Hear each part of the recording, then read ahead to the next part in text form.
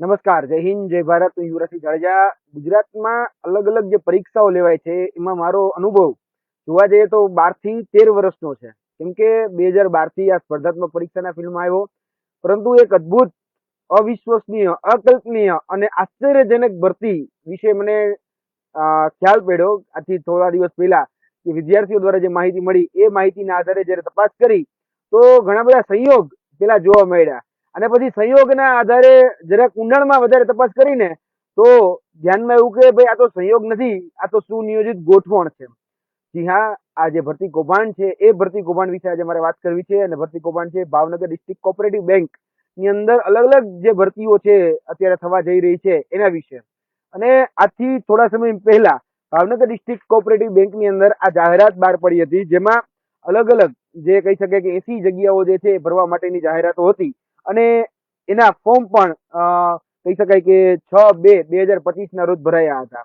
હવે વાત જોવા જઈએ તો પેલા સંયોગની કરી લઈએ, કેમ કે આમાં બહુ મોટા મોટા સંયોગો એ તમને જોવા મળશે. કારણ કે જે લોકો પરીક્ષાથી વાકેફ છે, પરીક્ષાથી નજીક છે, પરીક્ષા પ્રક્રિયા જે છે એનાથી વાકેફ છે, એ લોકોને ખ્યાલ પડશે કે કોઈ પણ ભરતી જ્યારે બહાર પડે તો પેલા સૌપ્રથમ એનું નોટિફિકેશન હોય, એમાં નોટિફિકેશનમાં એનો સિલેબસ હોય, એમાં તમામ પ્રકારની વિગતો હોય કે અમે જે પ્રશ્નપત્ર છે કેટલા માર્કનું હશે, કઈ રીતે પ્રશ્નપત્ર છે, પરીક્ષા પદ્ધતિનો પ્રકાર કઈ રીતે છે, બધી જ વિગતો એ નોટિફિકેશનમાં લખવામાં આવેલી હોય. પરંતુ આ નોટિફિકેશનમાં જોવા જઈએ ને, ભાવનગર ડિસ્ટ્રિક્ટ કોઓપરેટિવ બેંકમાં કોઈ જ પ્રકારની સિલેબસનો ઉલ્લેખ એમાં કરવામાં નહોતો આવ્યો. પેપરની પદ્ધતિ કઈ છે, પ્રકાર કઈ પ્રકાર હશે, એનો પણ કોઈ ઉલ્લેખ નહીં.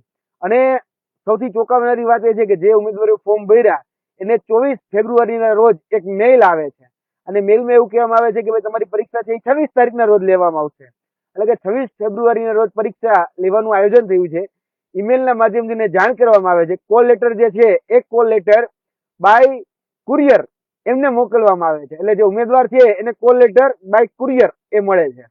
એટલે ગજબ કહેવાય. આટલું તો મેં આટલી બધી કોમ્પિટિટિવ એક્ઝામ આપી પણ કોલ લેટર ક્યારેય કુરિયર થી આવ્યું હોય એવું જોયું નથી. અહીંયા આવ્યો છે, ચલો કઈ વાંધો નહીં, કે નવો તીલો ચિત્રો હશે, સ્વીકારીએ છીએ, આગળ ચાલીએ. પછી જે આ જે પરીક્ષા છે જેમાં લગભગ જોવા જઈએ તો 1200 થી 1400 ઉમેદવારોએ ફોર્મ ભરેલા હતા. 700 થી 800 ઉમેદવારોએ આ પરીક્ષા આપી હતી. અને જ્યારે આ પરીક્ષાર્થીઓ જ્યારે પરીક્ષા આપી ત્યારે એને જે અનુભવ થયો એ અનુભવમાં જોવા જઈએ તો સૌપ્રથમ જ્યારે પરીક્ષા ખંડમાં પહોંચ્યા ત્યારે એને જે પેપર આપવામાં આવે એ પેપર જે હતું વર્ગખંડમાં જે પેપર આપવામાં આવ્યું ટેબલ ઉપર, એ પેપર આમ જોવા જઈએ તો નીતિ નિયમ પ્રમાણે સીલ પેક હોવું જોઈએ, કોઈ ખોલી ના શકે એવું હોવું જોઈએ. પરંતુ અહીંયા જે પેપર આપવામાં આવ્યું એ ઓપન હતું, એટલે કે સીલ પેક નહોતું. એટલે બધા જ ઉમેદવારોને જ્યાં જે પેપર આપવામાં આવ્યા એ સીલ પેક નહોતા. ચલો આ પણ સહયોગ જે છે એ સ્વીકારી લઈએ.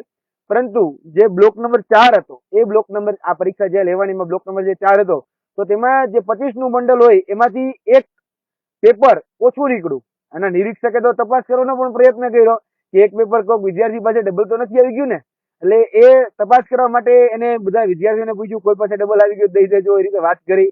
પણ બધા વિદ્યાર્થી કીધું મેડમ તમે જોઈ લો એક જ પેપર તમે આપ્યું છે. પછી થોડીક વાર પછી બીજા પેપરની બાજુ કહી શકાય કે એના જે પ્રિન્સિપાલ કે એના જે ઉચ્ચ અધિકારી હોય એના પાસેથી એને સગવડ કરી અને એક પેપર જે ઘટતું હતું એ ઉમેદવારને આપ્યું. હવે પેપરમાં પણ ઘણું બધું અજુગતું છે કે પેપર જે આપવામાં આવ્યું એ બધી જ જગ્યાએ એક જ સિરીઝનું પેપર, અને સિરીઝ હતી એ.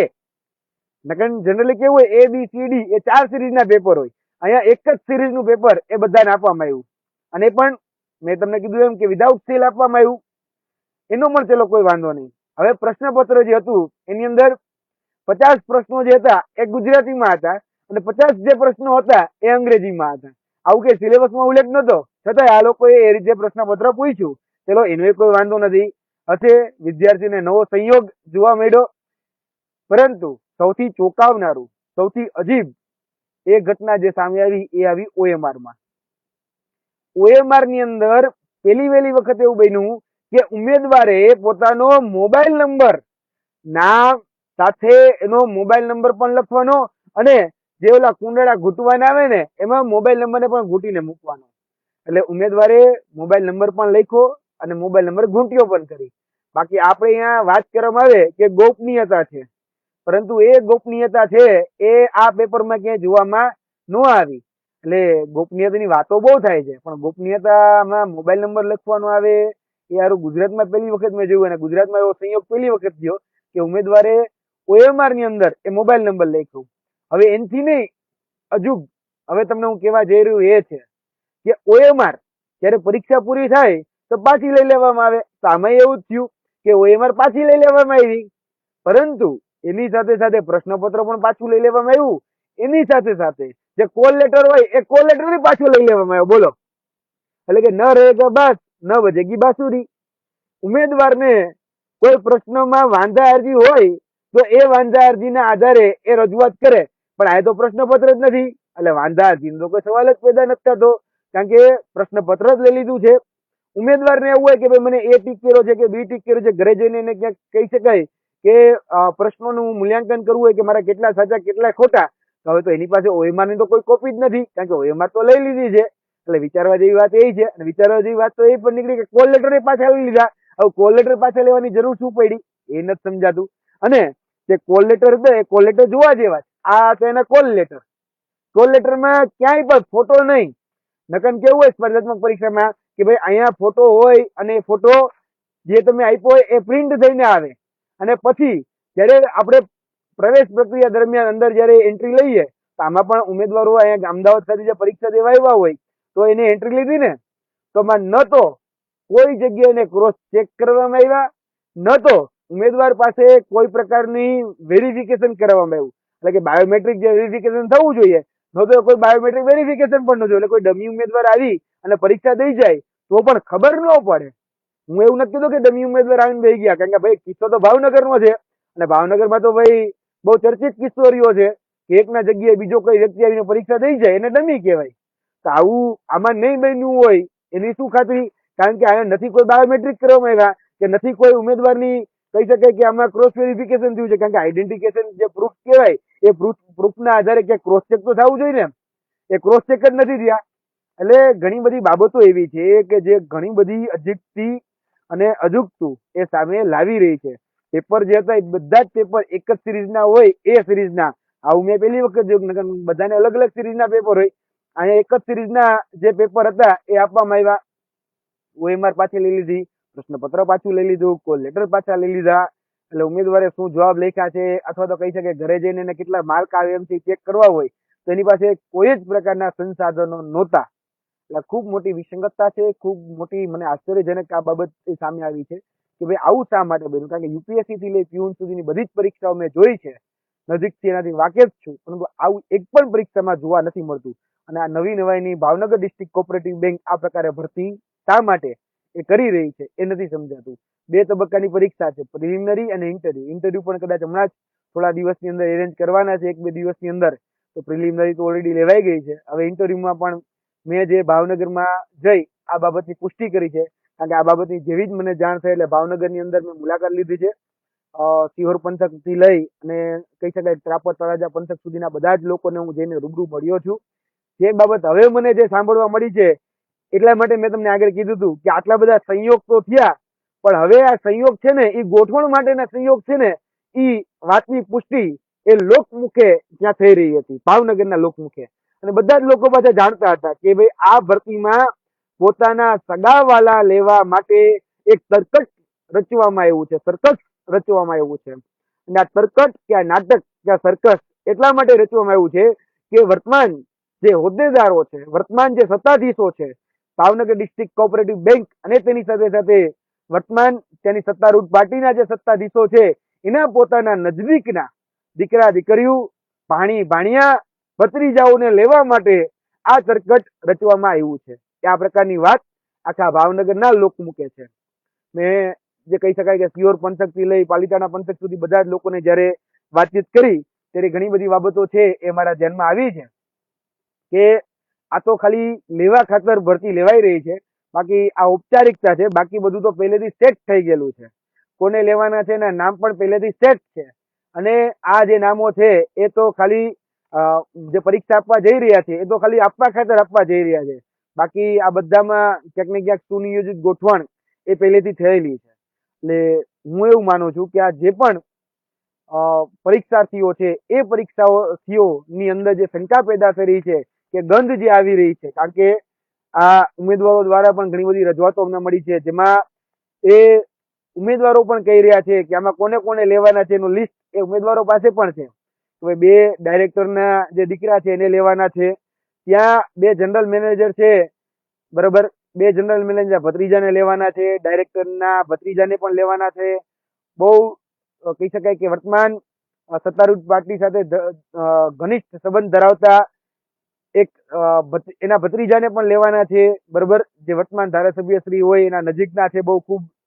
એની સાથે સાથે જ્યાં જનરલ મેનેજર છે એ જનરલ મેનેજર હોય એના નજીકના, એને જનરલ મેનેજર ત્યાં સુધી પહોંચવા માટે જેને મદદ કરી હોય એવા લોકોને પણ ક્યાંક ગોઠવણ કરી છે. એટલે આ ઘણું બધું અજીબતું ત્યાં ચર્ચાઈ રહ્યું છે. એ ચર્ચામાં સત્યતા અને તથ્યતા કેટલી છે એની તપાસ સરકારે કરવી જોઈએ, અને આ તપાસ એ નિષ્પક્ષ એજન્સીને સોંપવામાં આવે એવી આજે આ વિડીયોના માધ્યમથી એ અપીલ છે. સત્તાધીશોને, તેની સાથે સાથે સરકારને, સિસ્ટમને એક આ વિડીયોના માધ્યમથી, પ્રેસ કોન્ફરન્સના માધ્યમથી, અત્યારે આજે અમે પ્રેસ કોન્ફરન્સ પણ કરી છે, અને એના માધ્યમથી અમે સરકારને વિનંતી કરીએ છીએ કે આની અંદર જે પણ રંધાઈ રહ્યું હોય, જ્યાં પણ ગોબાચારી, જ્યાં પણ કૌભાંડ, જ્યાં પણ ભ્રષ્ટાચારની ગંધ આવતી હોય, કારણ કે એવું કહેવામાં આવી રહ્યું છે કે 25-25 લાખ રૂપિયા ભાવ બોલાઈ રહ્યા છે, 25 લાખ રૂપિયા ઓળખાણ હોય તોય આપવાના છે, કારણ કે આમાં ઇલેક્ટ્રોલ બોન્ડ જેવું છે કે ચંદા દો ધંધા લો, એટલે કે ચંદા દો નોકરી લો, બરાબર છે. તમારે પૈસા દેવાના છે, અને તમે જે તે સત્તાધીશોની નજીકના પણ હોવા જોઈએ, અને ઓળખાણવાદ, પરિવારવાદના લોકોને જ સેટ કરવા માટે ભરતી બહાર પડી હોય એ પ્રકારની ચર્ચા આખા જ ભાવનગરના ભાગોળે થઈ રહી છે. તો ક્યાંક ને ક્યાંક આની તપાસ થવી એ ખૂબ જરૂરી છે. એટલે આ વિડીયોના માધ્યમથી અમે સરકારને અપીલ કરીએ છીએ કે તાત્કાલિક ધોરણે આની તપાસ કરવામાં આવે. અમારી પાસે જે નામો જે હોય એ નામો અમે ઈમેલના માધ્યમથી જે વર્તમાન પ્રધાનમંત્રી શ્રી છે, મુખ્યમંત્રી શ્રી છે, એ બધાને મોકલી રહ્યા છીએ. ક્યાંક ને ક્યાંક જે પણ બાબતોમાં ત્યાંના સ્થાનિકોને જે શંકાઓ છે, જે કહી શકાય કે એને તો શંકાઓ નથી, એ લોકોને તો સ્યોરિટી છે કે આ નામો જ સિલેક્ટ થવાના છે. તો આ બધા જ જે નામો છે એ નામો ક્યાંક લાગી શકે એવી સંભાવનાઓ છે.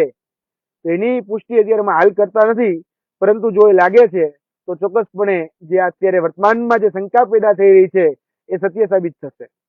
અમે સરકારને કહીએ છીએ કે તાત્કાલિક ધોરણે આની નિષ્પક્ષ કમિટી રચી અને આની પર તપાસ કરવામાં આવે. જે પણ લોકો આની પાછળ સંડોવાયેલા હોય એની સજાત્મક અને દંડાત્મક કાર્યવાહી કરવામાં આવે, અને દાખલો બેસાડવામાં આવે કે આ કોઈ પણ સહકારી ક્ષેત્ર હોય કે સરકારી ક્ષેત્ર હોય એમાં કોઈ પણ પ્રકારના કૌભાંડ કે ગેરરીતિ કે ભ્રષ્ટાચાર નહીં ચલાવી લેવામાં આવે, આ પ્રકારની વાત એ કરવામાં આવે. કારણ કે ઘણા બધા લોકો આને શંકાના નજરથી જોઈ રહ્યા છે, કશું કઈક ગંધ આવી રહી છે, અને આ ગંધ વધારે વિફરે એના કરતા ઝડપથી આની તપાસ થાય એ ખૂબ જરૂરી છે. આશા રાખીએ કે ઝડપથી આની તપાસ થાય અને નિષ્પક્ષ તપાસ થાય. જે પણ સત્ય અને જે પણ તથ્ય છે એ પાક સાફ રીતે બહાર આવે અને દૂધનું દૂધ અને પાણીનું પાણી થાય. બાકી તપાસ બિલાડીને ન સોંપતા કે જા બેટા જઈને દૂધનું રખોપું કર, તો યાદ રાખજો કે બિલાડીને જો દૂધના રખોપા સોંપશો તો પછી આ તળિયા ઝાટક જ થવાના છે. અને આ સગાવાદ, આ ઓળખાણવાદ અને આ પરિવારવાદ એ બધાને લઈને ડૂબશે. કારણ કે એક સમયે એક નેતા જાહેર સ્ટેજ ઉપરથી એવું કહેતા હતા કે પોતાના કાર્યકર્તાઓને પ્રાધાન્ય આપવું, તો એનું ક્યાંક અમલીકરણ આજ ભાવનગર ડિસ્ટ્રિક્ટ કોઓપરેટિવ બેંકમાં થતું હોય એવું ક્યાંક ને ક્યાંક લાગી રહ્યું છે. તો આની તપાસ થવી એ ખૂબ જરૂરી છે કે ઓળખાણવાદ, પરિવારવાદના અને બહુ નજીકના વાલા દવલાઓને લેવામાં તો નથી આવી રહ્યા ને. આશા રાખીએ કે આની પર નિષ્પક્ષ તપાસ થાય. તમને શું લાગી રહ્યું છે જરૂરથી જણાવજો. જય હિન્દ, જય ભારત.